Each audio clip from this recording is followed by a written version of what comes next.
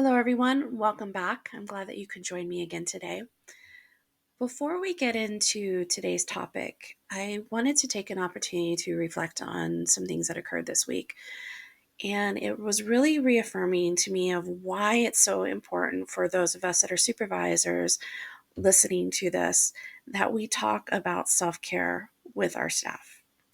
I had several people come to me during their supervision this week and point blank ask me, like, how do you do this? Like, how have you been in here so long? And really talking about how they are questioning if this is something that they want to continue to do professionally.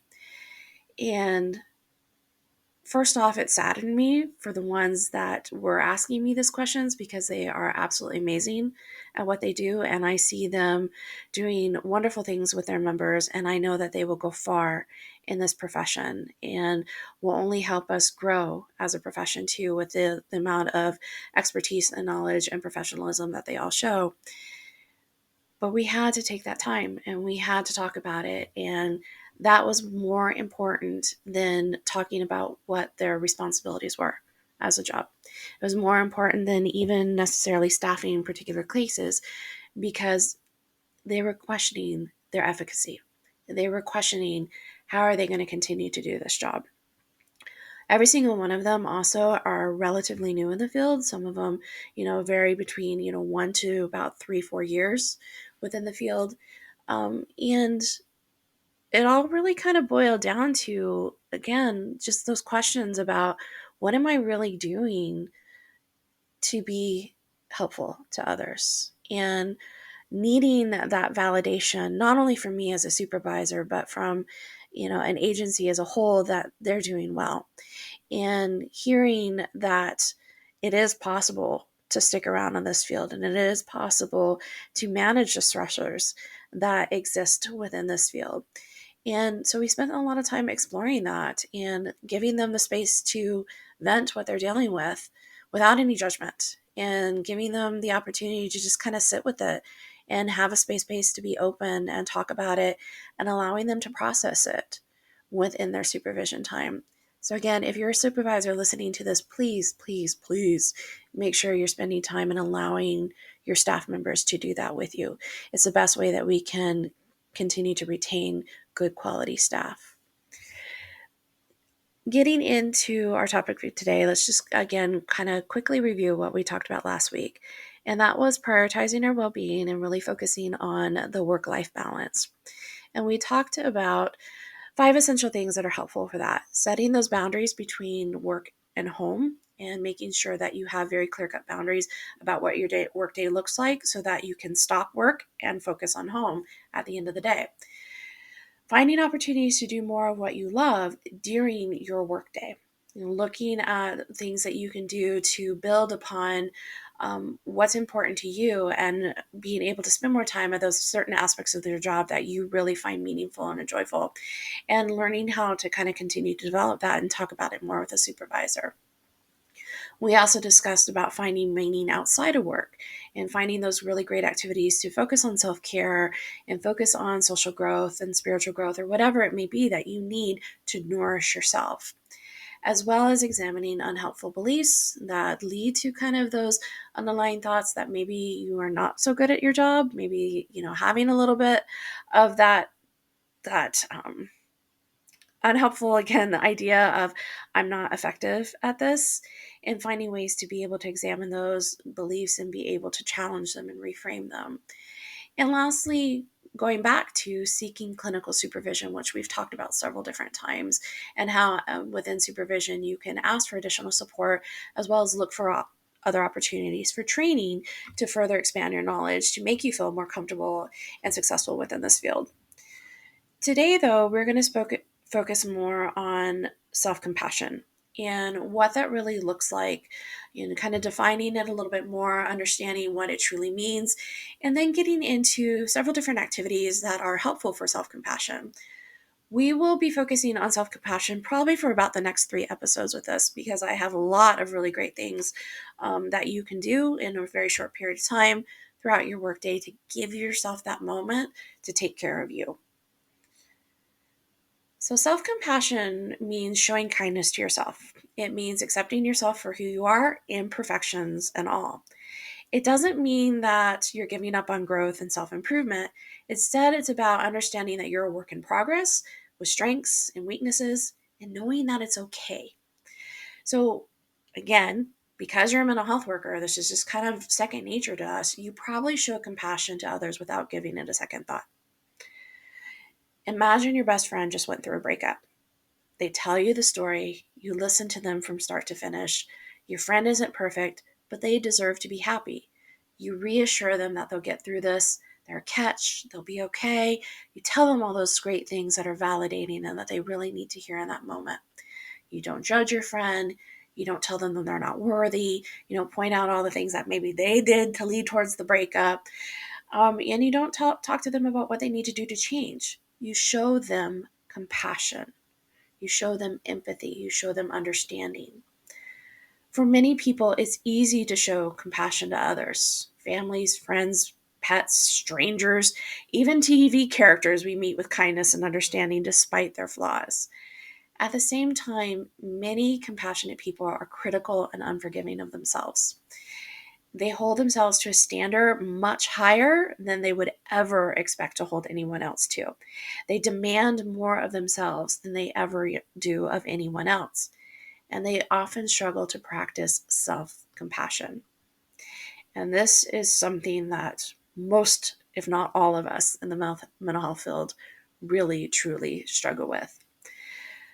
So there's no real kind of like tricks for developing self compassion, but there are different healthy habits that we can engage in that will help. So the first one being is having a fair attitude towards yourself.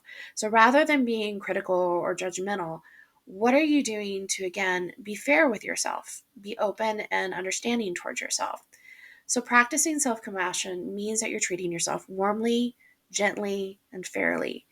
It's about having an attitude of acceptance towards yourself rather again than judgment and treating yourself accordingly. So imagine again that you're receiving maybe some constructive criticism from your supervisor. Coming from a place of judgment, you're only going to hear the negative. You're going to tell yourself, I'm an idiot. I didn't do this right. I'm a failure. I might as well just quit. Why am I doing this? But coming from a place of fairness and acceptance, you hear the whole message and you tell yourself, okay, there might be some things that I can work on. And there's definitely some things here that my supervisor is telling me that I can do a little bit better at. But overall, I'm doing a good job. Self compassionate people believe that they are good, are well meaning, and competent. When they make a mistake at work, it's just that, it's just a mistake. People who are not self compassionate often assume the worst about themselves. So a mistake at work is viewed as something much bigger, such as personal failing.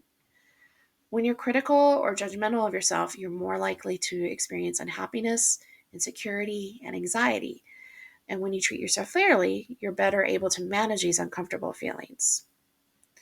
So, having a fair attitude towards yourself looks like I may have said the wrong thing, I'll get it right the next time, versus I may have said the wrong thing, I'm the worst. And how many times have we done that when a client walks out the door and we're like, oh, what did I just say? That was a horrible session. We're human, we're allowed to make mistakes. Okay. The next piece about self compassion is accepting yourself for who you are rather than trying to be someone else. So many of us have ideas about who or what we should be. You know, we have these beliefs that may have been kind of passed down to us generationally. They may be societal beliefs on us. They may be stereotypical beliefs, such as, a man might believe that he has to be strong and he has to be a provider. He has to be brave and outgoing and he has to kind of fix everything and take care of everybody else. And a mother might believe that she has to put her needs last, that her family, her children come first. And for many, not matching these ideas feels like some sort of flaw. And for some of them, it may feel like a fatal flaw, again, where they are just failing at this preconceived notion of what they should be doing.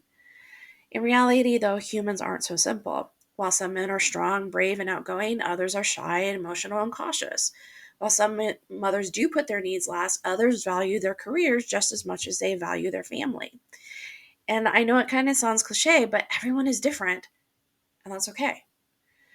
People who are self compassionate accept themselves for who they are rather than who they should be.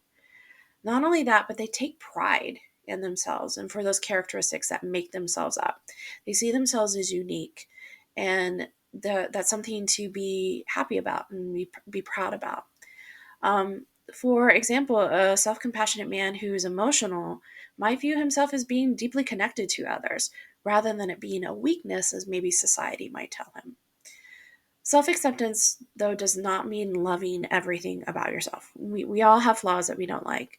And that's, again, just kind of normal about the human condition. None of us think we're perfect. And if we do, then that's a whole other issue there. But self acceptance is, again, not believing that you are perfect. It's understanding that you are just who you are and accepting for who you are. Again, flaws and ahs, and not trying to be someone else or not comparing yourself to other people too and saying, well, this person does it so much better than I am, so they are better than me. No, they may do it differently than you do, but that doesn't make it that they're better than you. So, no surprise here. Another aspect of self compassion is taking care of yourself, not denying your needs, but also not going to the opposite end and overindulging. So, even when life gets busy, it's important to find that balance between taking care of your own health and happiness and taking care of the things that you have to accomplish. You need to make sure that you're taking care of your own needs in order to do the things that you need to accomplish. This means eating regular meals, getting enough sleep, taking time for fun and relaxation, or whatever it is that you need. Having that good, healthy balance between your self care and your responsibility is going to make the responsibilities easier to accomplish. Taking care of yourself, though, is not the same as spoiling yourself or overindulging. Every now and then, we all overindulge on a little something. We eat a little bit more of that piece of cake, that comes in. Or we might take that day where we just kind of pamper ourselves and really, yeah, spend some time spoiling ourselves. There's nothing wrong with doing that on occasion, but it's not something that we want to do all the time either.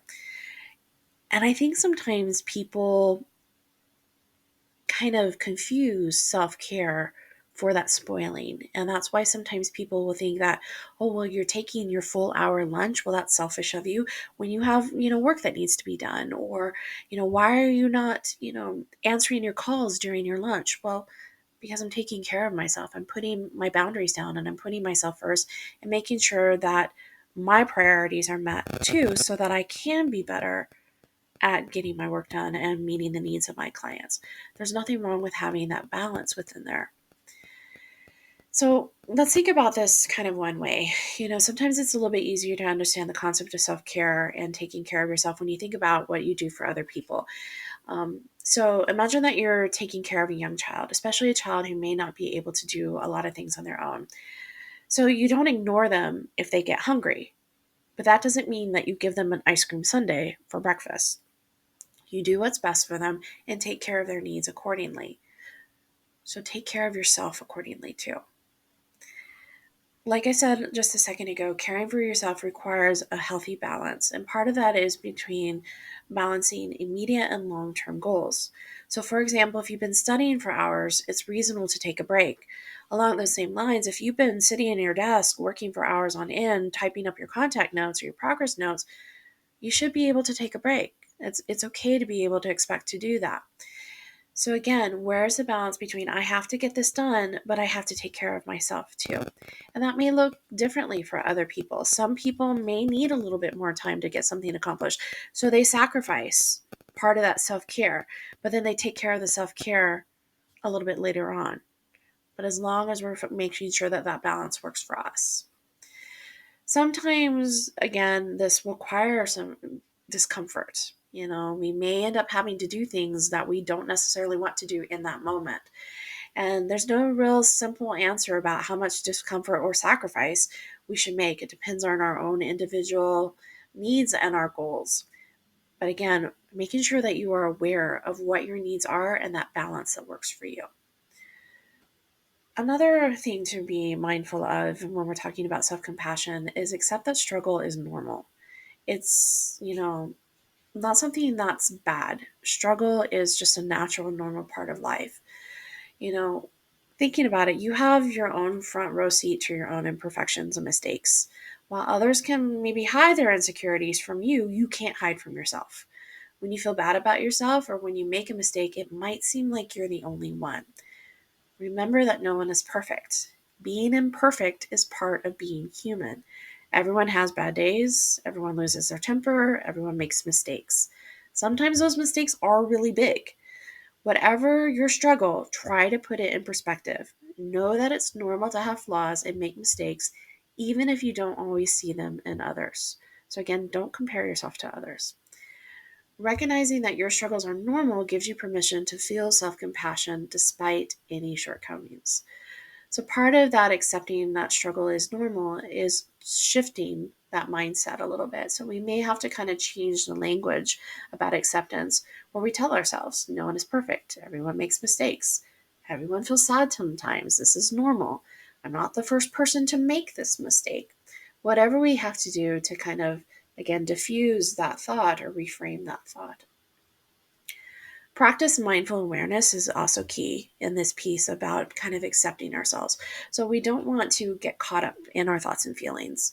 Mindfulness means taking a step back from our thoughts and emotions and seeing them objectively. We're not being judgmental about them, we're just accepting them as they are. This is how you see other thoughts and feelings, logically and from a distance. Creating distance from your own thoughts and feelings lessens the power that they have over you.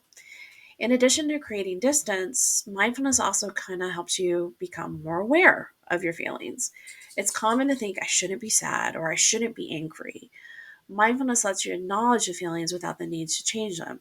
So I shouldn't be angry becomes, I'm angry and that's okay. Or it can even just be, I recognize that I'm angry. We don't have to judge it and we don't have to put any other kind of modifier that says it's okay or not okay. We could just say, I am angry and let it go from there.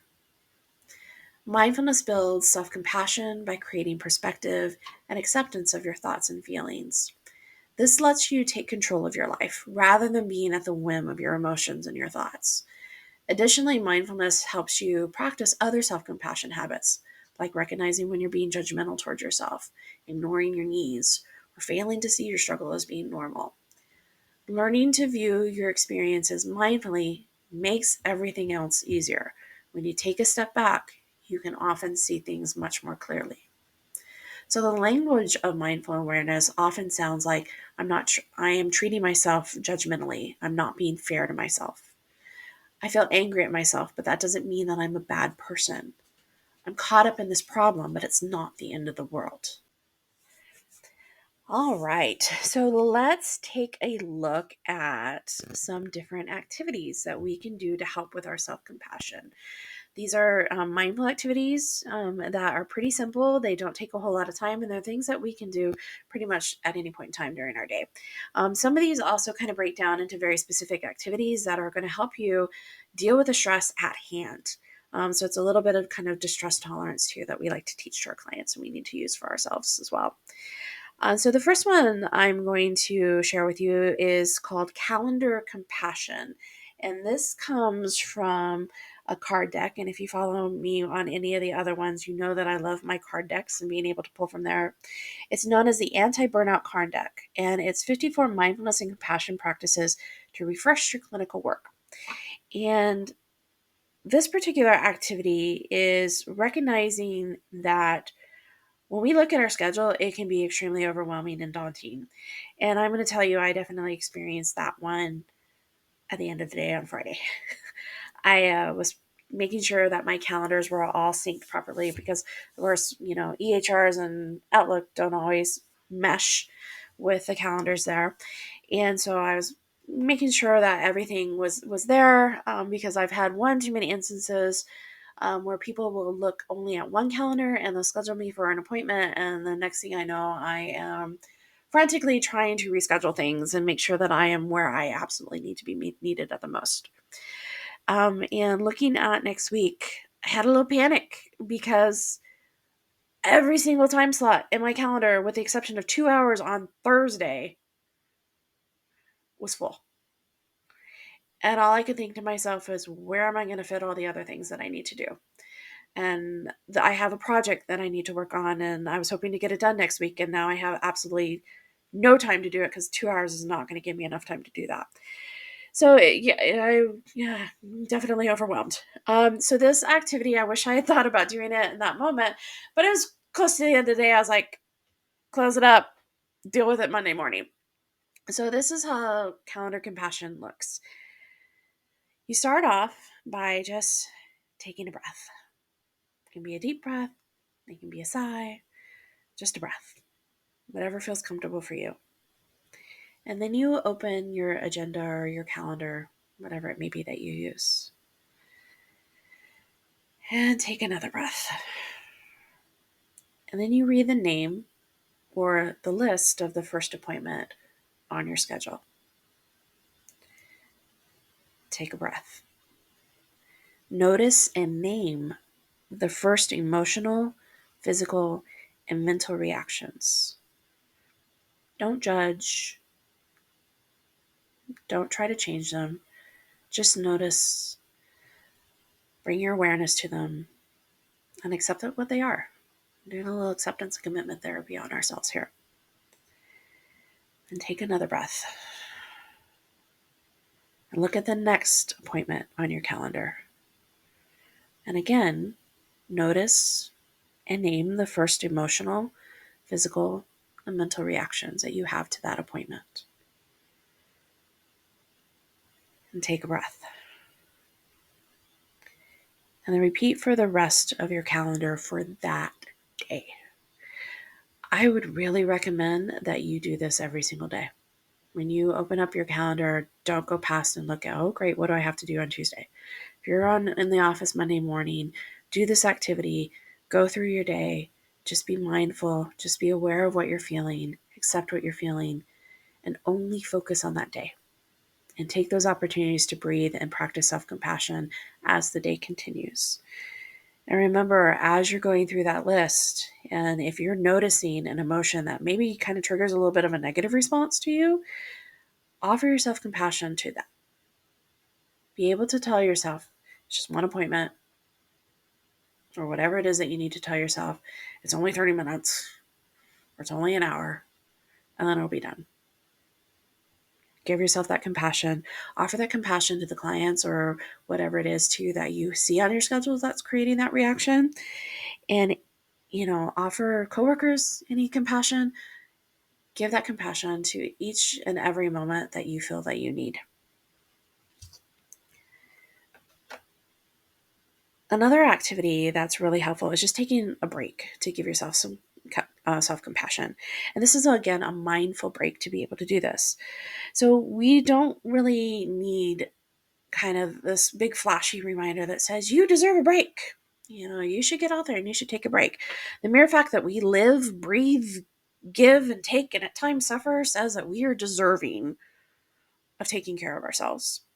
So you are a mental health worker who more than most gives much more than takes. You are deserving. So start off with telling yourself that. I am deserving. Bring to mind a recent small clinical mistake. Maybe you forgot to enter a progress note, or maybe you forgot to sign a document that needed to be signed. Maybe you said something in a session that wasn't the greatest. And notice how you feel in your body as you recall that moment. Non-judgmentally, you don't have to label it. Just name it and notice how you feel.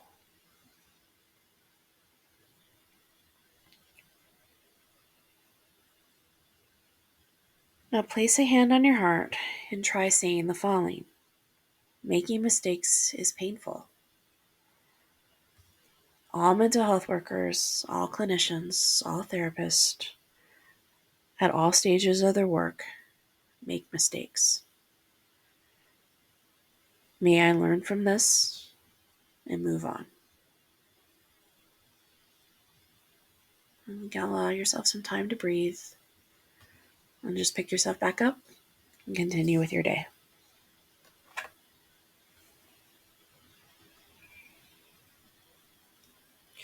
So, the last one that I'm going to share with you today is a mindful self compassion meditation. So, I'm going to read this aloud right now. And then I actually will do this meditation and set it to kind of music and maybe have some nice little relaxing images too, so you can go back and you can use this meditation throughout the day if it's not something that you can remember for yourself. So it will be available in just kind of my everyday posts that go on this channel. So if you'd like to do this as a meditation right now, um, let's just kind of take an opportunity to understand what it's about, and then I invite you just to relax and allow yourself to go through the meditation. So, our minds, our bodies, and our hearts are our greatest assets in the work that we do. Are they getting the compassionate awareness that they need? These simple, mindful compassion practice will refresh you from the inside out on those challenging days. And again, this comes from that same card deck, the anti burnout card deck. Okay. So, if you'd like to do this as a meditative activity, or if you just like to listen as I read it out loud and wait till I post it a little bit later on, um, go ahead and just make yourself comfortable right now, and I'll go through each of the steps as part of this meditation. So open your awareness to the sounds in your environment. Come into the present moment by simply listening to whatever presents itself to your ears. Form an image of yourself sitting in the chair. Note your posture as if you were seeing yourself from the outside.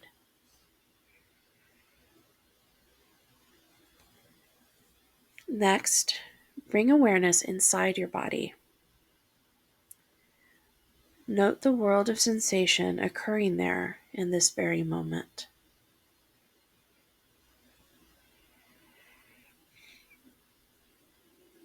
Now feel your breathing whenever it's most obvious to you. Pay special attention to every out breath.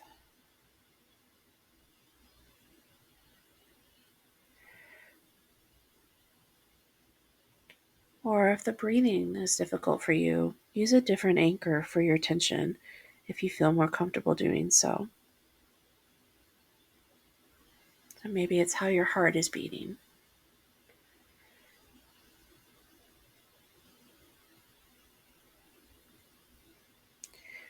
Replace your out breath or your heartbeat with phrases of support, inspiration, or empowerment. For the next few minutes, slowly repeat the phrases, returning now and again to an image of yourself sitting in the chair. Right, so that is the self-compassion meditation. And again, I will have this posted a little bit more in detail, along with some mantras that you can use kind of flashing on the screen if you choose to do so with that.